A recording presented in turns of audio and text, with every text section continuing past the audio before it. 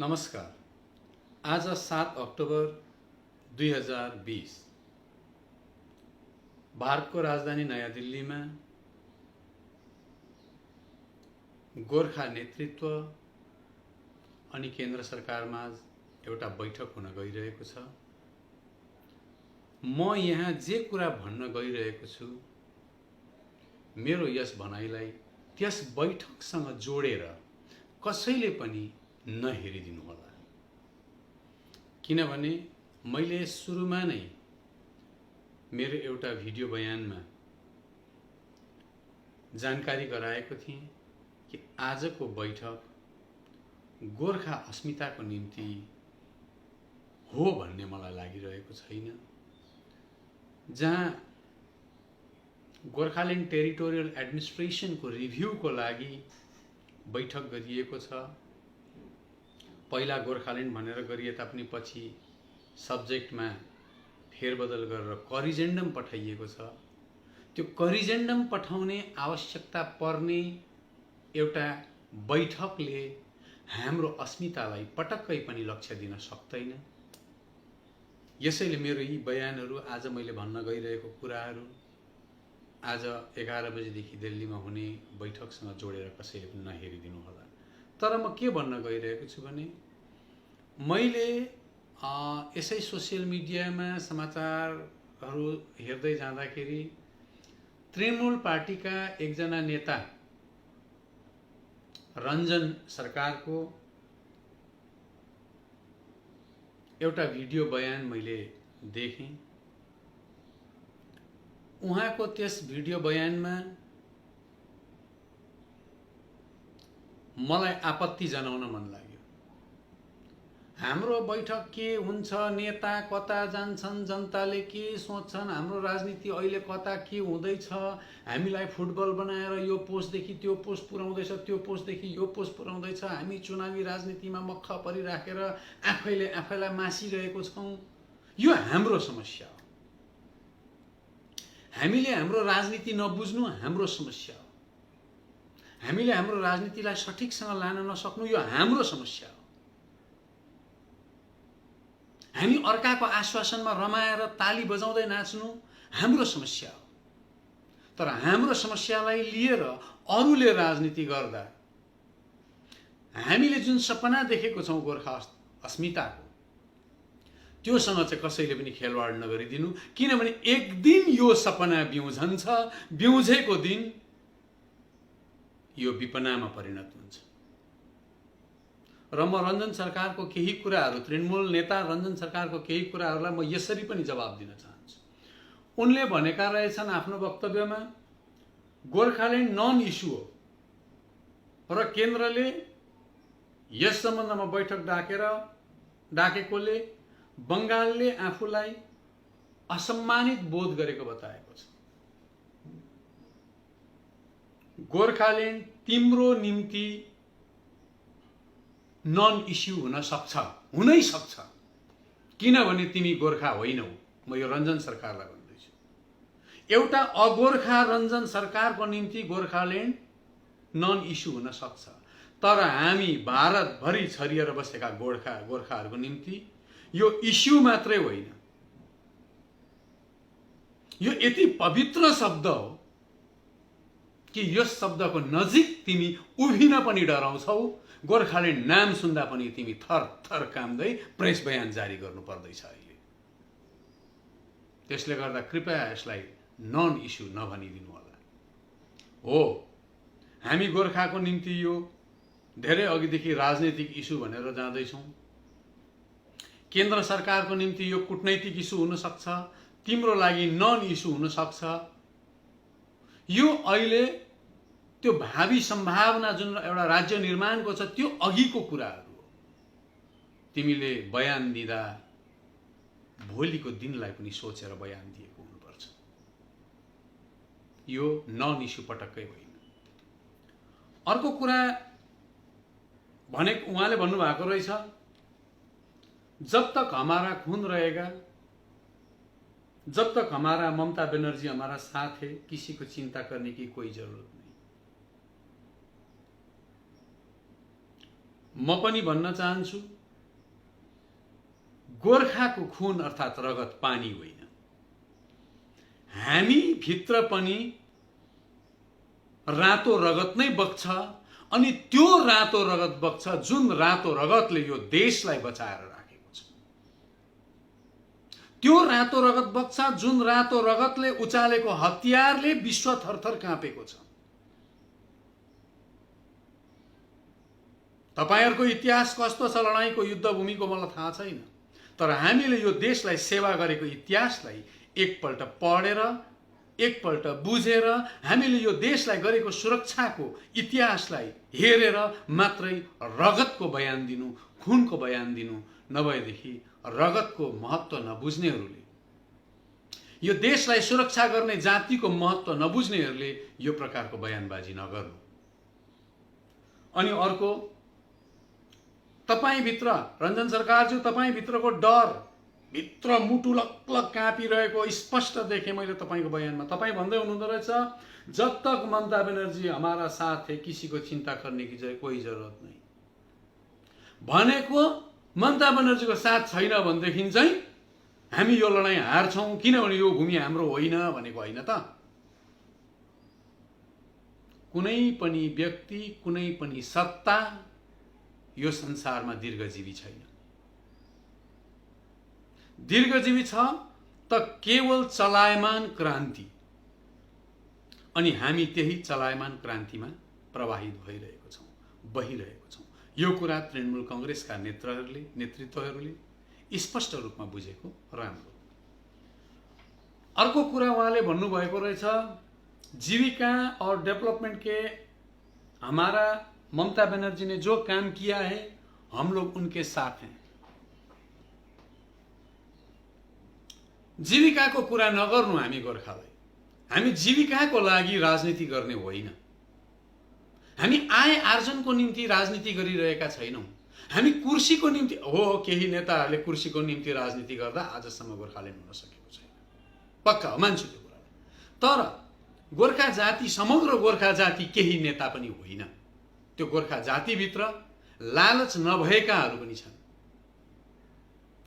र जहाँसम्म जीविकाको कुरा, आज दार्जिलिङले कमाएको जति आय छ त्यो आयको कति प्रतिशत चाहिँ दार्जिलिङलाई फर्काउँदैछौ? डुवर्सले कमाएको कति प्रतिशत, तराईले कमाएको कति प्रतिशत चाहिँ फर्काउँदैछौ र हामीलाई जीविकाको कुरा सिकाउँछौ? तराई, डुवर्स र पहाडले कमाएको जम्मा आयको तिमीले 5% रकम मात्रै पनि फर्काउन सकेको छौ हामीलाई, र जीविकाको कुरा गर्छौ? तिमी त त्यो रकमसँग लालच राखेर पो यो भूभागलाई कब्जा गर्न चाहन्छौ।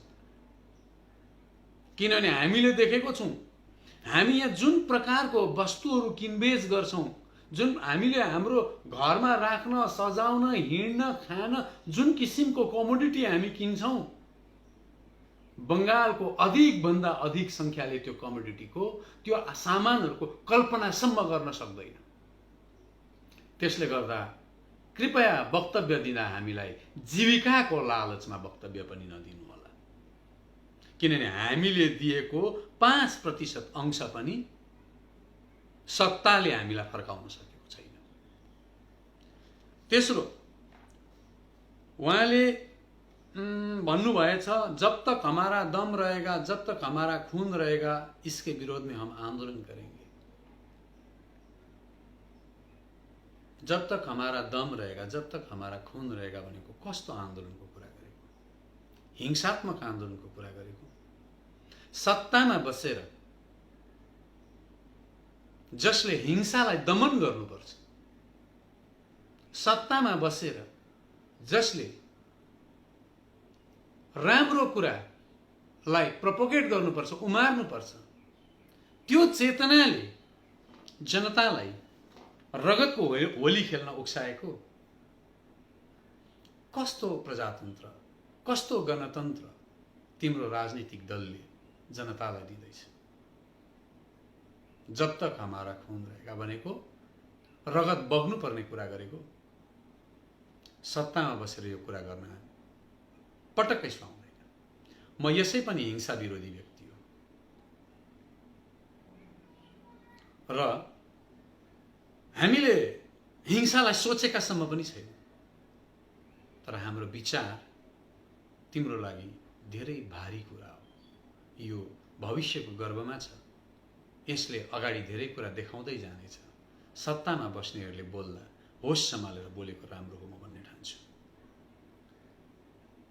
तपाईले अझै भन्नुभएको रहेछ यो राज्य सरकारका जमिन है। यो भनेको यो भूभाग जहाँ हामीले गोर्खाल्यान्डको परिकल्पित मानचित्रको कुरा गरेका छौँ, तपाईको वक्तव्यले त्यो देखाउँदैछ।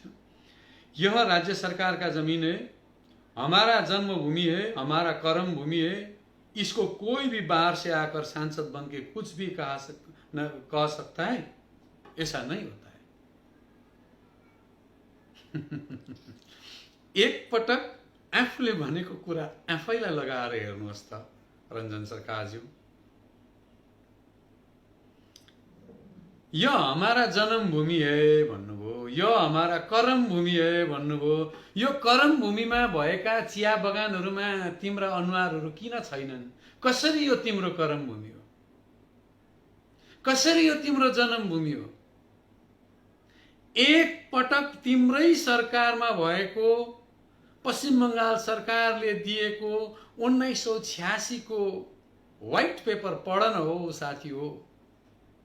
यो भूमि तिम्रो होइन, तिमीले हामीबाट खोसेर लगेको हो। यो भारत स्वाधीन हुँदा पनि तिम्रो अंश थिएन।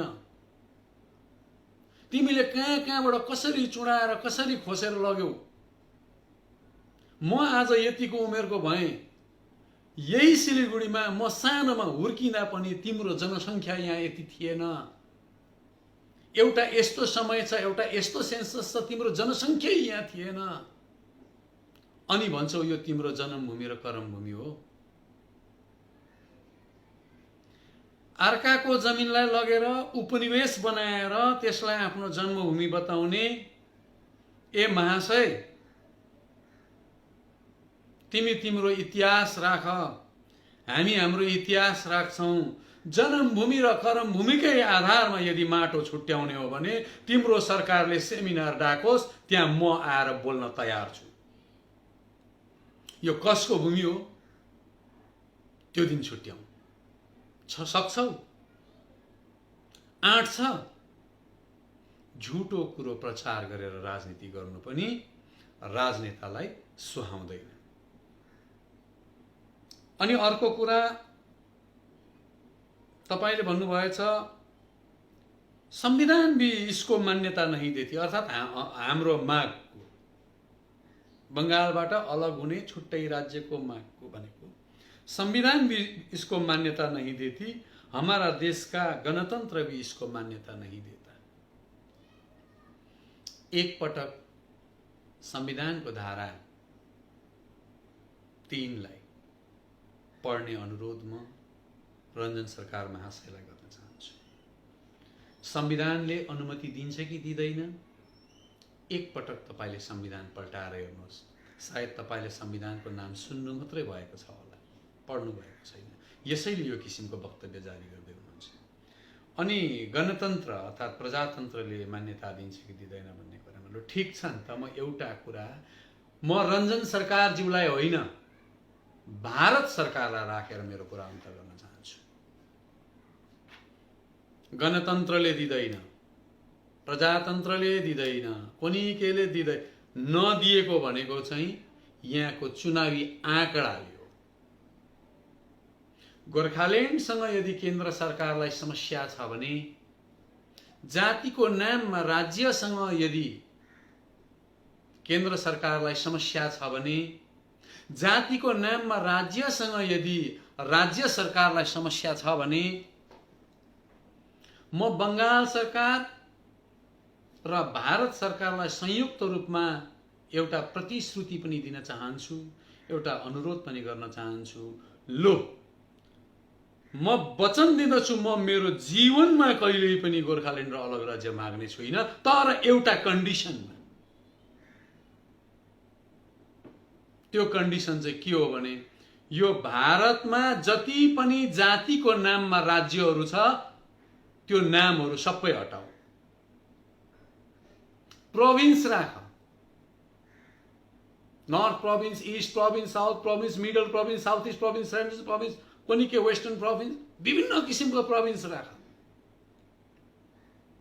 सक्छौ त्यो गर्ने? जब आफ्नो भाग चाहिँ जातिको नाममा छुट्याइसक्यौ, जब आफ्नो भूगोल कोरिसक्यौ,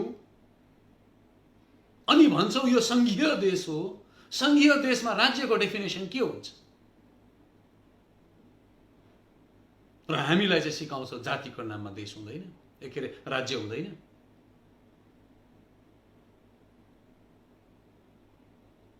यदि जातिको नाममा हुनु हुँदैन भने भारतको कुनै पनि राज्यको नाम जातिको नाममा हुनु हुँदैन।